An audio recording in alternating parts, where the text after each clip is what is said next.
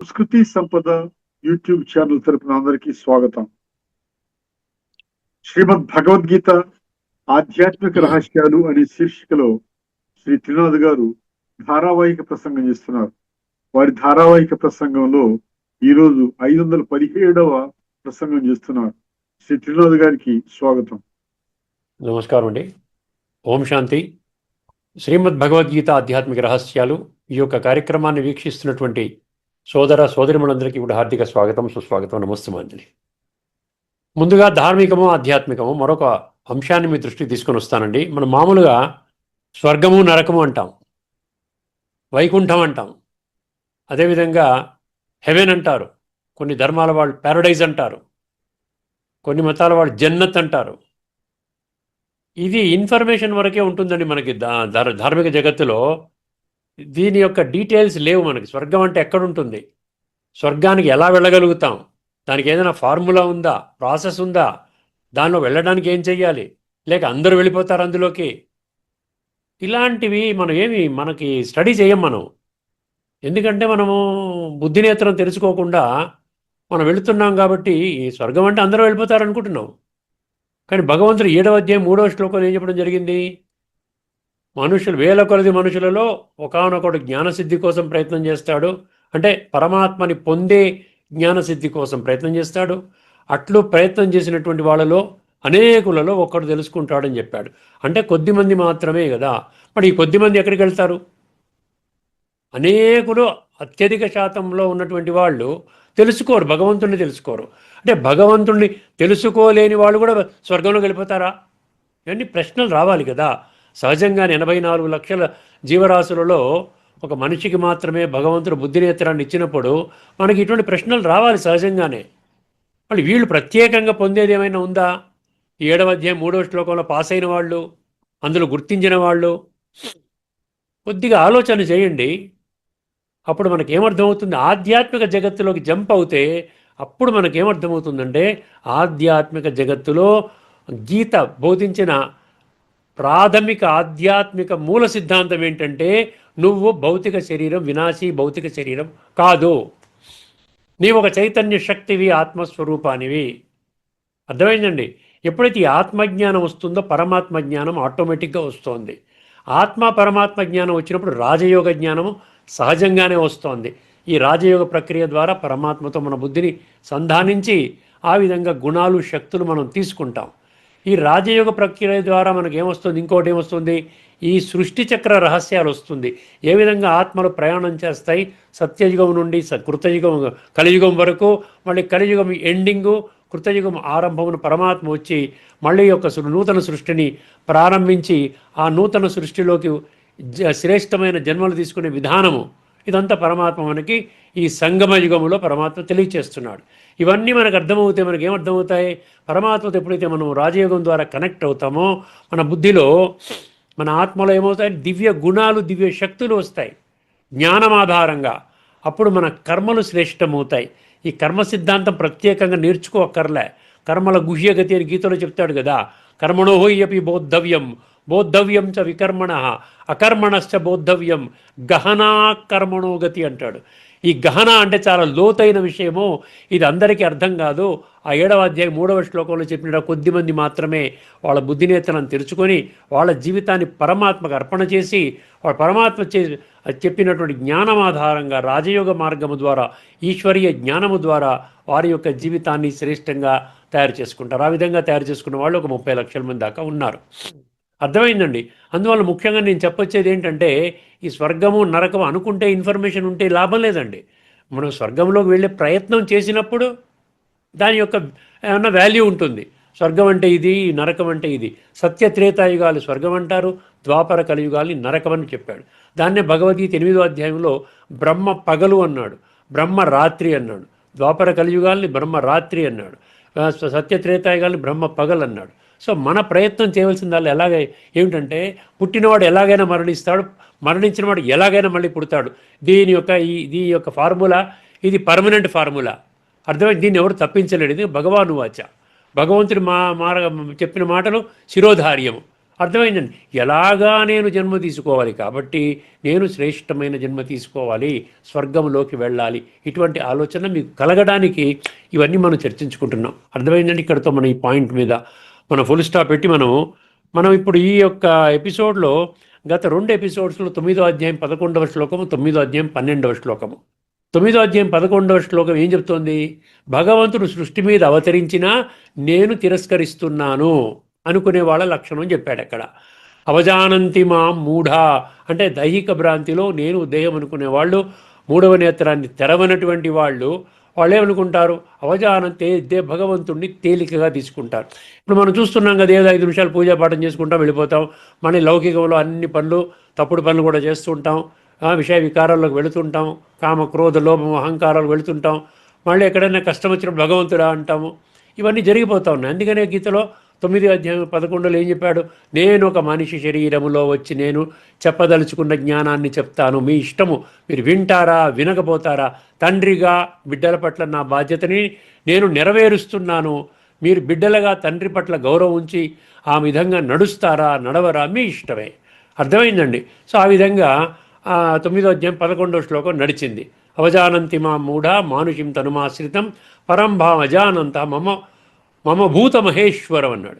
ఈ 9:12లో ఏం చెప్తున్నాడు అక్కడ? 9:12లో మనకి ఏం చెప్పడం జరిగిందండి? అక్కడ 9:11 అయిపోయిన తర్వాత 9:11లో దాని యొక్క పర్యవసానం చెప్పాడు. భగవంతుని పొందని వాళ్ళు ఎలాగుంటారని చెప్పాడు, వాళ్ళ జీవితం ఎట్లా గడుస్తుంది అని చెప్పాడు చాలా చక్కగా. రాక్షసి ప్రకృతి ఏమన్నాడు, తర్వాత ఆసురి ప్రకృతి అన్నాడు, మోహిని అన్నాడు. అర్థం మోఘాష మోగకర్మణో మోగజ్ఞాన విచేతస రాక్షసీం ఆసురీం చైవ ప్రకృతి మోహినీం శ్రిత అన్నాడు. అంటే వాళ్ళ జీవితం అస్తవ్యస్తంగా ఉంటుందని చెప్తున్నాడు. ఇప్పుడు వర్తమానంలో పరమాత్మని పొందిన వాళ్ళ పరిస్థితి అక్కడ స్పష్టంగా ఎక్స్ప్లెయిన్ అవుతోంది, చక్కగా చెప్తున్నాడు. ఆ వ్యర్థమైన కోరికలు, ఇంద్రియ సుఖాల మీద కోరికలు, ఇవన్నీ గత ఎపిసోడ్లో మీరు చర్చించినట్టయితే చూసినట్టయితే మరొకసారి ఈ విషయం క్లారిటీ వస్తుంది. మోగాశ మోగకర్మణో మోగజ్ఞాన విచేతస రాక్షసీమాసురీం చైవ ప్రకృతిం మోహినీం శ్రితాన్. ప్రకృతి మీద మోహము. అక్కడ రాక్షస అంటే ఏమిటి, ఆసురి అంటే ఏమిటి కూడా మనం చర్చించుకున్నాం. ఇప్పుడు ఈ 7వ అధ్యాయం 3వ శ్లోకంలో చెప్పినట్టుగా, 9వ అధ్యాయం 11వ శ్లోకంలో చెప్పినట్టుగా భగవంతుడు సృష్టి మీద అవతరించాడు, 100% కరెక్టు. అంగీకరించిన వాళ్ళ పరిస్థితి ఏమిటి? ఒప్పుకున్న వాళ్ళు కొద్దిమంది ఉన్నారు కదా, లేకపోతే అది వేరే విషయము. కొద్దిమంది అయితే ఉన్నారని భగవంతుడే స్పష్టంగా కుండబద్దలు కొట్టినట్టు ప్రకటించడం జరిగింది కదా. కొద్దిమంది తెలుసుకుంటారు నన్నని. ఆ తెలుసుకున్న వాళ్ళ యొక్క బిహేవియర్ లాగుంటుంది, వాళ్ళ లక్షణాలు ఏమిటి అనేది మనము ఈ ఎపిసోడ్లో చర్చించుకోబోతున్నాం. అంటే ఇది 9వ అధ్యాయం తర్వాత శ్లోకమే 13వ శ్లోకం. 9వ అధ్యాయంలోని 13వ శ్లోకం. అర్థమైందండి. ఒకసారి ఆ శ్లోకాన్ని వినండి. మహాత్మానస్తు మాం పార్థ దైవీం ప్రకృతిమాశ్రితా భజంతి అనన్య మనసో భూతాదిం అవ్యయం అన్నాడు. భూతాదిం అవ్యయం. మహాత్మానస్తు మాం పార్థ దైవీం ప్రకృతిమాశ్రిత భజంతి అనన్య మనసో జ్ఞాత్వామా భూతాదిం అవ్యయం. ఇది శ్లోకం అండి. ఇప్పుడు ఒక్కసారి వీళ్ళ లక్షణాలు ఏంటి? ఎందుకంటే అన్నీ చెప్తున్నాడు, 2 కోణాల్లో చెప్తున్నాడు. మంచివాళ్ళు, నా మాట వినేవాళ్ళు ఎలాగుంటారు, నా మాటని రిజెక్ట్ చేసేవాళ్ళు ఎలాగుంటారు. అత్యధిక సంఖ్యలోని మాట వాళ్ళు రారు. ఎందుకంటే ఎక్కడ 850 కోట్లు 900 కోట్లు, ఎక్కడ 33 కోట్లు. సత్యత్రేతాయుగాల్లో ఉన్నటువంటి వేకెన్సీలు ఎన్ని ఉన్నాయండి? 33 కోట్లు. అక్కడ మీరు ఫిట్ అవ్వాలంటే 7:3లో యాక్సెప్ట్ చేయాలి. భగవంతుడి మాటలు తూచా తప్పకుండా యాక్సెప్ట్ చేయాలి. ప్రతిదానికి మీ ఇష్టం అంటూ ఏముండదు. భగవంతుడు ఇప్పుడు కలియుగం యొక్క అంతిమ సమయం, ఇది call of time, call of సమయం యొక్క పిలుపు, కాల్ ఆఫ్ గాడ్, భగవంతుని యొక్క పిలుపు. ఈ యొక్క విషయాన్ని తీవ్రంగా తీసుకోవాలి. ఇది తిరుగులేని తిరస్కరించలేని సత్యాలు భగవాను వాచ. అర్థమైందండి. అందుకని ఇప్పుడు భగవంతుడు మనకి ఏం చెప్తున్నాడు? నాయనా, నాకు అందరూ సమానమే. నేను కొద్దిమంది ఎవరినో వీళ్ళని దగ్గర తీసుకొని వీళ్ళకి నేను సత్యయుగం ఇచ్చేస్తాను 3 కోట్లు, మిగతా త్రేతాయుగంలో 30 కోట్లు ఇచ్చేస్తాను, వీళ్ళెవరో స్పెషల్గా ఉన్నారు అనుకోవడం లేదు భగవంతుడు. 9:26 ఏమన్నాడు? సమూహం సర్వభూతేషు నమే ద్వేషో. 9:22 సమూహం సర్వభూతేషు నమే ద్వేష్యోస్తి నా ప్రియ అన్నాడు. ఏ భజంతి తూ మాం భక్త్యా మైతే తేషు చాప్యం. అక్కడ ఫార్ములా చెప్పాడు, అందరూ నాకు సమానమే, అందరికీ ఈ సందేశం అందుతుంది. నేను సృష్టి మీద అవతరించి సత్యమైనటువంటి గీతా జ్ఞానాన్ని, ఆధ్యాత్మిక జ్ఞానాన్ని, విజ్ఞానాన్ని, అజ్ఞానాన్ని, ఇవన్నీ ఏమిటి అనేది దీన్ని చెప్తున్నాను. దీని ఆధారంగా మీ యొక్క జీవితాన్ని మీరు తయారు చేసుకోండి. చేసుకుంటారా? ప్రాప్తి మీకు స్వర్గప్రాప్తి లభిస్తోంది. అందుకని చేసుకున్న వాడికి చేసుకున్నంత మహాదేవ. ఇది ఈశ్వరుడు భగవాన్ వాచ్ అన్నమాట. అర్థమైందండి? ఇప్పుడు ఒక్కసారి ఈ పంక్తిలోని విషయాలు లోతైన తత్వాన్ని తెలుసుకునే ప్రయత్నం చేద్దామండి. మహాత్మానస్తు మాం పార్థ. ఇక్కడ మాం అన్నాడు. మాం అంటే నేను, నన్ను. ఇప్పుడు మహాత్ములు ఏం చేస్తారంటే, ఓ పార్థ, పార్థ అంటే పృథ కుమార, ఈ పృథ్వీ మీద ఉన్నట్టు ప్రతి ఒక్కరూ ఈ యొక్క పరమాత్మ యొక్క మాటలు వినడానికి, ఆ మాటలు విని అర్థము చేసుకుని జీవితంలో ఆచరించడానికి రెడీగా అయిన ప్రతి ఒక్కరు కూడా పార్థుడే, ప్రతి ఒక్కడు అర్జునుడే, ప్రతి ఒక్కడు సవ్యసాచి, ప్రతి ఒక్కడు భరత. ఇవన్నీ పేర్లు ఏవైతే పెట్టాడో అన్నీ కూడా మనకే వస్తాయి. మహాత్మానస్తు మాం పార్థ. ఏ పార్థ, మహాత్ములు అన్నాడు. ఇక్కడ మహాత్ములు అన్నాడు. అక్కడ అవజానంతి మా మూఢ అన్నాడు. మోఘాష, మోగజ్ఞాన, అది ఆ విధంగా అన్నాడు. ఇక్కడ మహాత్మా అని ఎందుకన్నాడు? మహాత్ములు అంటే ఎవరు? మనమేదో లౌకికంలో మంచి పనులు చేస్తే మహాత్ములు అంటాం, అది కాదు. గాంధీ గారిని మహాత్ముడు అంటాం, మహాత్మా గాంధీ, అది కాదు. ఇక్కడ మహానాత్మ అంటే నేను ఆత్మని, నా తండ్రి పరమాత్మ రాజయోగము ద్వారా నా యొక్క జీవితాన్ని శ్రేష్టంగా సర్వాంగ సుందరంగా మార్చుకోవడానికి భగవంతుడు నాకు వజ్రతుల్యమైనటువంటి ఈ జన్మనిచ్చాడు. ఇది ఆఖరి జన్మని చెప్పాడు. ఇప్పుడు ఈ విధంగా చేసుకుంటే నా యొక్క సంస్కారాలు పరివర్తన చెందుతాయి. తమో ప్రధానంగా ఉన్న సంస్కారాలు సతో ప్రధానంగా అవుతాయి. ఇప్పుడు ఈ విధంగా నేను మార్చుకుంటాను. మనకు మామూలుగా శాస్త్రాల్లో చూసినట్టయితే అర్జున పాత్ర, అదేవిధంగా నచికేత పాత్ర మనం కఠోపనిషత్తులో చూసాం కదా. ఈ నచికేత పాత్ర, ఇవన్నీ ఏంటంటే సత్యాన్వేషణ కొరకు తపన పడుతున్నారు, హయ్యెస్ట్ ప్రాప్తి కోసం తపన పడుతున్నటువంటి ఆ కొద్ది సంఖ్య అన్నమాట. వాళ్ళు ఇక్కడ మహాత్ములు గుర్తించండి. అర్థమైందండి? మహాత్ములు అంటే వాళ్ళు. మామూలుగా లౌకికంలో ఈ జన్మలో ఏదో మంచి పనులు చేస్తే మహాత్ములు కాదు.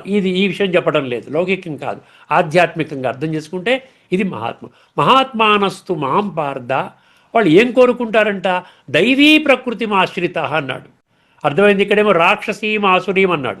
ఎక్కడ మనకి దాని ముందు శ్లోకంలో రాక్షసి ఆసుర్యం అన్నాడు. రాక్షసి అసుర గుణాలంటే 16వ అధ్యాయం మొత్తం చెప్పాడు, 60 అసుర గుణాలు చెప్పాడు. ఈ రాక్షసం అంటే క్రూరమైన పనులు, చాలా హింసాత్మకంతో కూడుకున్న పనులు మనం చర్చించుకున్నాం. ఇక్కడేమంటున్నాడు? దైవీ ప్రకృతి, దైవీ సంస్కారాలు కావాలని కోరుకుంటాడంట. భగవంతుడి సంస్కారాలు ఏవైతే ఉన్నాయో అవన్నీ నాకు కావాలి, దైవీ సంస్కారాలు. అటువంటి దాన్ని ఆశ్రయిస్తాడంటే దాని యొక్క కోరుకుంటాడు దృఢమైన నిశ్చయంతో. ఆ విధంగా నాకు భగవంతుని యొక్క దివ్య గుణాలు, దివ్య శక్తులు నాకు కావాలి. నా జీవితాన్ని సర్వాంగ సుందరంగా తీర్చిదిద్దుకుంటాను. ఈ శరీరం ఉన్నంత వరకు హాయిగా జీవిస్తాను. వెళుతూ కూడా పరమాత్మ స్మృతిలో హాయిగా నవ్వుతూ హాయిగా నిశ్చింతగా వెళ్ళిపోతాను. తదుపరి స్వర్గంలో నేను ఆ యొక్క శ్రేష్టమైన జన్మను పొందుతాను. అర్థమైందండి? ఇక్కడ మహాత్మానస్తు మాం పార్థ దైవీం ప్రకృతి ఆశ్రిత అన్నాడు. ఇక్కడ దైవీ ప్రకృతి గురించి 16వ అధ్యాయంలో మొదటి 3 శ్లోకాలండి. రాసుకునేవాళ్ళు రాసుకోవచ్చు. దైవీ దాంట్లో మొదటి 3 శ్లోకాలు, 16వ అధ్యాయంలోని మొదటి 3 శ్లోకాలు 26 దివ్య గుణాలు చెప్పాడు. నేను సమయాన్ని దృష్టిలో పెట్టుకుని నేను 26 దివ్య గుణాలు మీకు చెప్పను.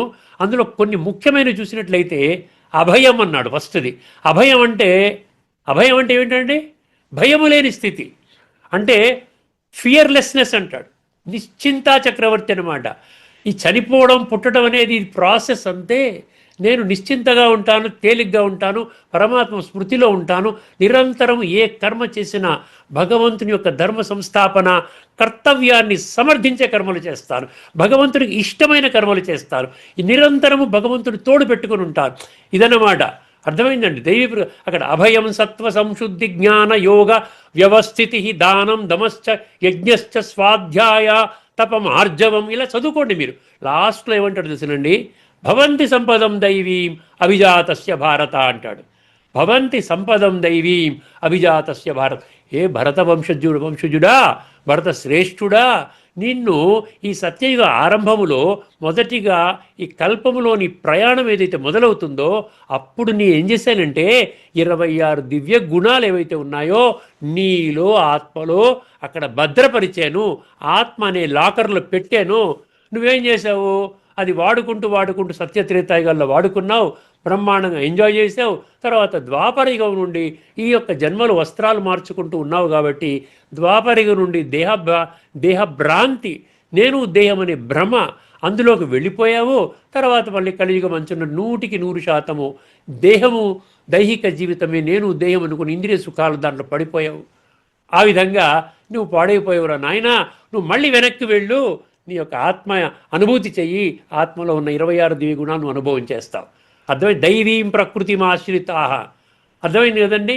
ఇప్పుడు భజంత్య అంటే భజన చేయటం అంటే ఈ విధంగా భజన గట్టిగా మంత్రాలు చదువుకొని అరవటం, ఈ పారాయణము, కీర్తన, భజన కాదండి.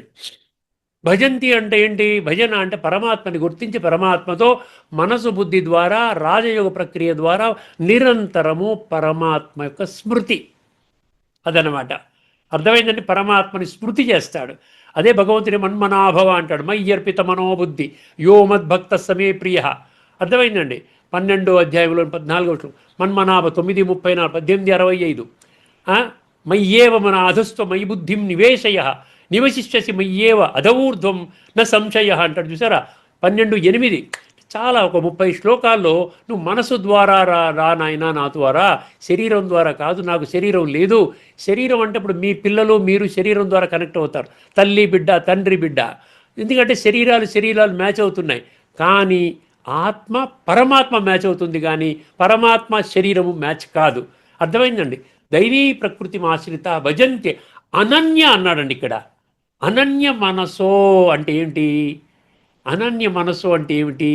అనన్య అంటే నీ మనస్సులో నాకు తప్ప ఇంకెవరికి చోటు లేదు. చాలా తీక్షణంగా ఆలోచించండి. ఎక్కడైనా నేను రాంగ్ చెప్తున్నానంటే మీరు దయచేసి కామెంట్ సెక్షన్లో పెట్టండి. అనన్య మనసు అంటే ఏమిటి? అనన్యాశ్చింత ఎంతో మాం 9:22లో. అండ్ అనన్య అంటే ఏంటి? నేనొక్కడే భగవంతుడిని. ఒక్క భగవంతుడే చెప్పగలుగుతాడండి పరమాత్మని. నేనొక్కడే పరమాత్మని, నేనొక్కడే భగవంతుడిని. ఇంకా వేరే వాళ్ళు భగవంతుడు కాదు నాయన. నేను చేసే కర్తవ్యాలు వాళ్ళు చెయ్యరు. సృష్టి స్థితి లయకారకుణ్ణి. సర్వధర్మాను పరిత్యజ్య మామేకం శరణం వ్రజా. అర్థమైందండి? భజన అనన్య మనసు జ్ఞాత్వా. ఏం తెలుసుకుని చేస్తారంట? జ్ఞాత్వా అంటే తెలుసుకోవడం. జ్ఞాత్వా మాం అంటే నన్ను ఏం తెలుసుకుంటారంట? భూతాదిం అంటే ఈ మానవ సృష్టి, ఈ భూత అంటే 850 కోట్ల మనుష్య సృష్టికి నేను ఆది, నేను మూల పురుషుణ్ణి. నేను లేకుండా సృష్టి ఎలా వస్తుందండి? సృష్టి వచ్చిన తర్వాత నేను రాను. సృష్టి కంటే ముందు నేను ఉంటాను. భూతాదిం. ఏమన్నా తర్వాత నా లక్షణం ఏమిటి? అవ్యయం, అవినాశి. అర్థమైందండి? ఇప్పుడు అన్ని లక్షణాలు చెప్పేశాను. ఇందులో ఉన్న తత్వం మీకు బోధపడి ఉంటుంది. ఇప్పుడు కొన్ని ముఖ్యమైన విషయాలు నేను రాసుకున్న విషయాలు మీ దృష్టికి తీసుకొని వస్తాను, జాగ్రత్తగా వినండి. అర్థమైందండి? ఇప్పుడు ఇక్కడ తాత్పర్యం ఏం చెప్పారు నేను రాసుకునేది? ఓ అర్జున, దైవీ స్వభావాన్ని ఆశ్రయించిన మహాత్ములు నన్ను సర్వభూతాల ఆది కారణమైన నశించని పరమాత్మగా గుర్తించి అనన్య భావముతో నన్ను భజిస్తారు. అంటే రాజయోగ ప్రక్రియ ద్వారా నన్ను స్మృతి చేస్తారు. అర్థమైందండి? ఇక్కడ లోతైన తత్వాన్ని ఒక్కసారి అర్థం చేసుకునే ప్రయత్నం చేద్దాం. ఇక్కడ మహాత్మ అంటే మీకు ఆల్రెడీ చెప్పేశాను, కీర్తి ప్రతిష్టలు గల వ్యక్తి కాదు. ఆధ్యాత్మిక దృష్టిలో ఈ శ్లోకం రాజయోగ సాధకుని స్థితిని సూచిస్తుంది. మహాత్ముడు అంటే భగవంతుణ్ణి నిరాకార పరమాత్మగా తెలుసుకున్నవాడు, భగవంతుణ్ణి సర్వాత్మల తండ్రిగా గుర్తించినవాడు, భగవంతుడితో అనన్య యోగము కలిగినవాడు. అందుకే దైవీ ప్రకృతి అంటే ఏంటి? దైవీ ప్రకృతి, పరమాత్మ జ్ఞానము, అనన్య యోగం అంట. ఇది మహాత్ముడి యొక్క లక్షణాలు 3 చెప్పాడు. ఒకటి దైవీ ప్రకృతి, దైవీ సంస్కారాలు. తర్వాత రెండవది ఏం చెప్పాడు? పరమాత్మ యొక్క జ్ఞానము, ఆదిమధ్యాంతాల జ్ఞానము. తర్వాత అనన్య యోగము, నిరంతరము పరమాత్మతో కనెక్ట్ అవుతే అటువంటి మహాత్మ స్థితి వస్తుందంట. అతనిలో ఎటువంటి స్వార్థ బుద్ధి లేదు. దైవీ ప్రకృతి ఆశ్రిత అంటే ఏమన్నాడు?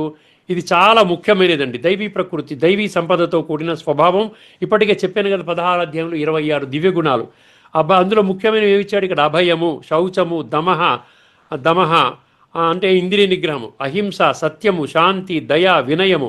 ఈ గుణాలు కలవారు దైవీ ప్రకృతిని ఆశ్రయించిన వారు.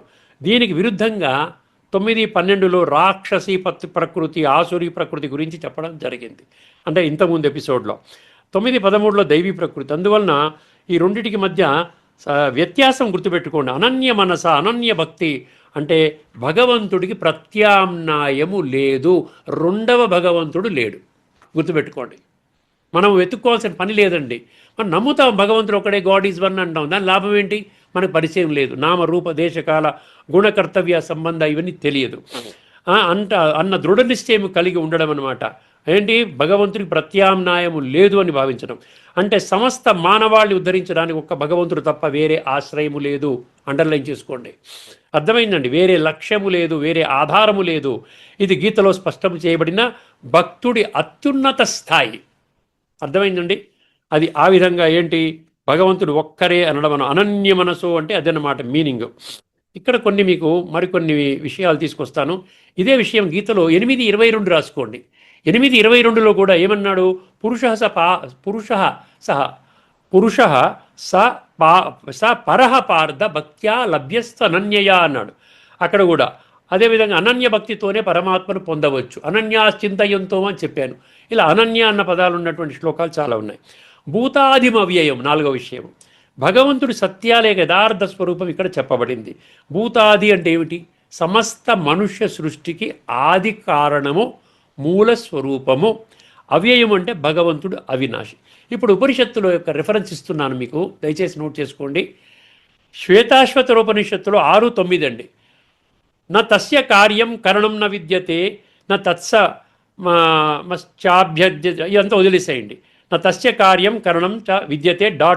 పెట్టుకోండి, ఎందుకంటే ఆ శ్లోకం అనవసరం మనకి. ఇప్పుడు దాని మీనింగ్ ఏంటి? ఆ పరమాత్మకు చేయవలసిన పని ఏదీ లేదు, పరమాత్మకు కారణము లేదు, ఆయనకు సమానుడు కానీ ఆయనకంటే అధికుడు కానీ ఎవరు లేరు, ఆయనకు సహజము కానీ అనేక దివ్యశక్తులు ఉన్నాయి, ఆయన దివ్య గుణాల సాగరుడు, సర్వశక్తివంతుడు. అర్థమైందండి. ఇవన్నీ ముండకోపనిషత్తు 1.1.1 బ్రహ్మ దేవానాం ప్రథమ సంభభూవ విశ్వస్య కర్త భువనస్య గోప్త. ఈ విశ్వానికి సృష్టికర్త మరియు పోషకుడు ఒక్క పరబ్రహ్మ పరమాత్మ స్వరూపమే. ఇది ముండకోపనిషత్తు. శ్వేతాశ్వరోపనిషత్తులో మరొకటి 6:22 యస్య దేవే పరాభక్తి యథా దేవే తథా గురౌ అన్నాడు. ఇందులో భగవంతుడిపై పరమ భక్తి ఉన్న వారికి మాత్రమే ఆధ్యాత్మిక జ్ఞానము పూర్తిగా ప్రకాశిస్తుంది. భగవానువాచ. అర్థమైందండి. ఇది ఉపనిషత్తు శ్వేతాశ్వరోపనిషత్తు. తర్వాత ముండకోపనిషత్తులో 2.2.8 ఏంటి రాసుకోండి. బిద్యతే హృదయ గ్రంథి చిద్యంత సర్వసంశయాన ... పరమాత్మను ప్రత్యక్షంగా గ్రహించినప్పుడు, చూడండి, పరమాత్మను ప్రత్యక్షంగా గ్రహించినప్పుడు ఏమవుతుందంట? ప్రత్యక్షంగా గ్రహించినప్పుడు హృదయములోని బంధనాలు విడిపోతాయి, అన్ని సందేహాలు తొలగిపోతాయి, కర్మబంధాలు నశిస్తాయి. కఠోపనిషత్తు 1.2.5 అవిద్యాయామంతరే వర్తమానాః స్వయం ధీరాః పండితం మన్యమానాః. అజ్ఞానములో ఉంటూ తమకు తామే, చాలా జాగ్రత్తగా వినండి, ఇది చాలాసార్లు చెప్పడం జరిగింది. అజ్ఞానములో ఉంటూ తమకు తామే జ్ఞానులు అని భావించే మూఢులు అన్నాడు అక్కడ. చూసారు, కఠినమైన పదం వాడాడు. మూఢులు అయోమయములో తిరుగుతుంటారు. అంధుడిని నడిపించినట్లుగా వారు తప్పు దారిలో నడిపించబడతారు. అంటే అంధుడిని నడిపించగలుగుతాడా? అదే విధంగా వర్తమానంలో నడుస్తూ ఉన్నది. ఇప్పుడు భగవద్గీతలో మనకి 16 అధ్యాయంలో మొదటి 3 శ్లోకాలు 26 దివ్య గుణాలు. తర్వాత 4వ శ్లోకంలో ఏం చెప్పాడండి? అవగుణాల సంగతి చెప్పాడు. దంభో దర్ప అభిమానశ్చ క్రోధ పారుష్యమేవచ అజ్ఞానం చాపి జాతస్య పార్థ సంపదం ఆసురీం అన్నాడు. అందుకని మీరు ఇక్కడ గుర్తుపెట్టుకోవాల్సింది ఏంటి? దైవీ ప్రకృతి, తర్వాత ఆసురీ ప్రకృతి, ఈ రెండింటిని మీరు అస్పష్టంగా గుర్తించాలి. మొత్తం 60 అవగుణాల గురించి, అసుర గుణాల గురించి అక్కడ చెప్పడం జరిగిందండి. ఎవరైతే ఈ యొక్క అసుర గుణాలలో ఉన్నవాళ్ళు భగవంతుని ఉనికినే తిరస్కరిస్తారండి.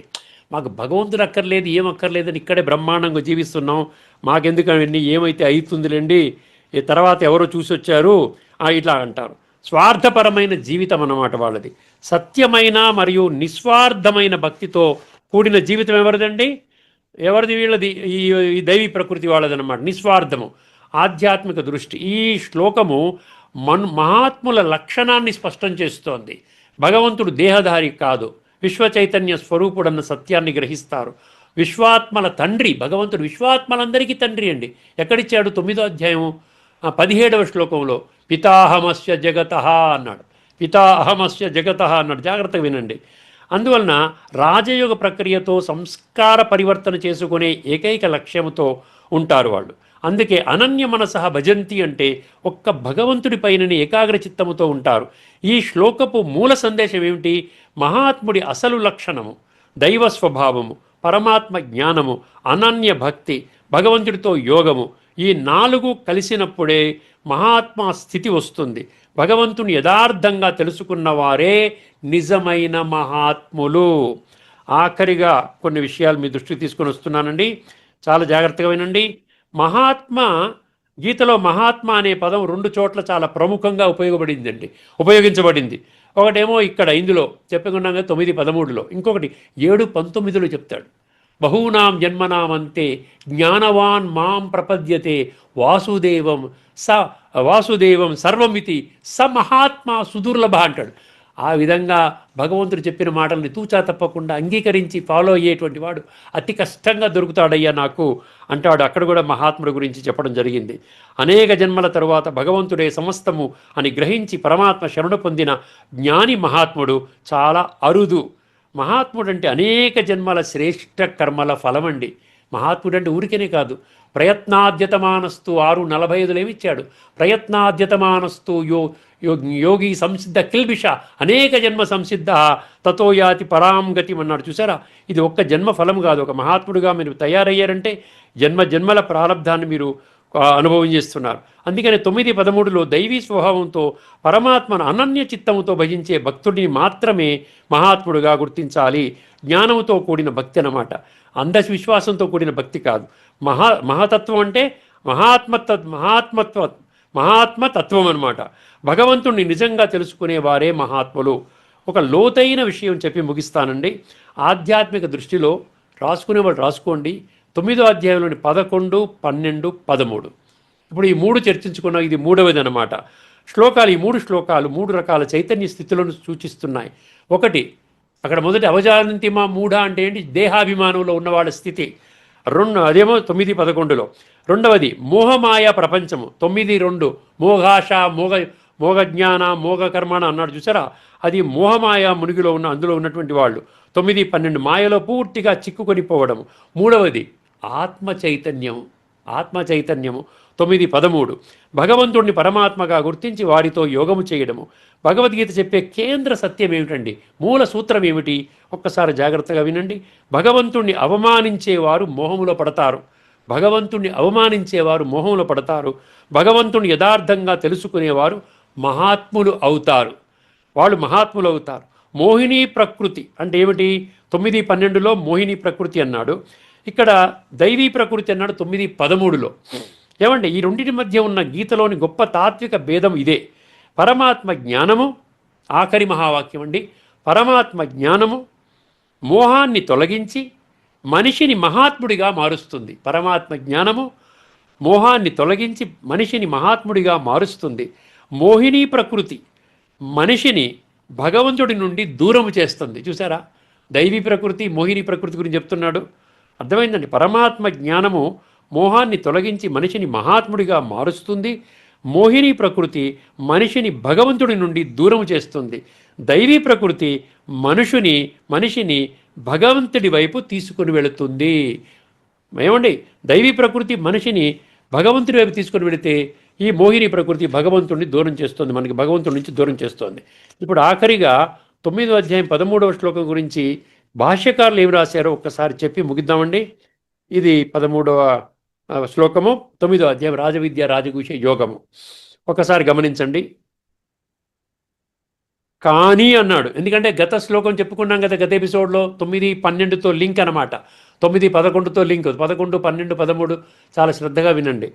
అందుకని కానీ ఏమంటున్నాడు? ఓ పార్థ, దైవీ ప్రకృతిని ఆశ్రయించిన మహాత్ములైతే నన్ను సకల ప్రాణులకును మూల కారణముగను అవ్యయునిగను అవ్యయుడు అంటే అవినాశి, అక్షర స్వరూపుడు, అక్షర బ్రహ్మయోగం అంటాడు 8వ అధ్యాయం పేరు. అక్షర స్వరూపునిగను తెలుసుకొని నిశ్చల మనస్కులై అర్థమైందండి. అనన్య మనస్సు అంటే అదే కదా, నిశ్చల మనస్కులై నిరంతరము నన్నే భజింతురు. అర్థమైందండి. ఇది ఈ యొక్క ఎపిసోడ్లో యొక్క చర్చ అండి. ముఖ్యమైన తత్వాన్ని మీరు అర్థం చేసుకోండి.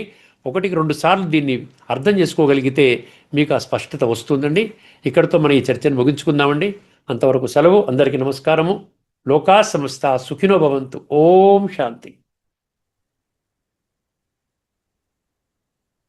శ్రీమద్ భగవద్గీత ఆధ్యాత్మిక రహస్యాలు అనే శీర్షికలో ధారావాహిక ప్రసంగం చేసిన శ్రీ త్రినాథ్ గారికి ధన్యవాదాలు. నమస్కారం అండి.